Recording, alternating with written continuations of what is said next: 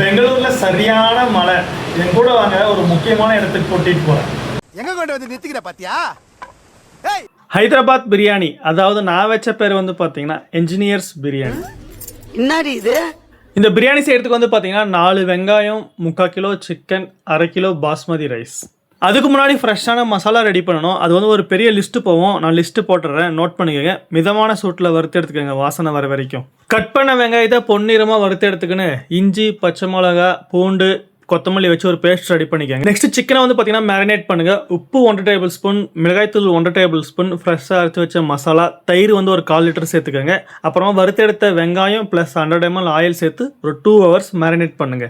2 ஹவர்ஸ்க்கு அப்புறமா வந்து பார்த்தீங்கன்னா சிக்கனை வந்து சிம்மில் வச்சுக்கோங்க. பாஸ்மதி ரைஸ் வந்து பார்த்தீங்கன்னா 1/2 மணி நேரம் ஊற வச்சு வேக வச்சு எடுத்துக்கோங்க. ரைஸுக்கு வந்து பார்த்தீங்கன்னா 1 டேபிள் ஸ்பூன் உப்பு போடுங்க. ப்ளஸ் பாஸ்மதி ரைஸ் வந்து பார்த்தீங்கன்னா 8 நிமிஷத்தில் வெந்துடும். சிக்கன் வந்து பார்த்தீங்கன்னா ஒரு 20 நிமிஷத்தில் வெந்துடும்.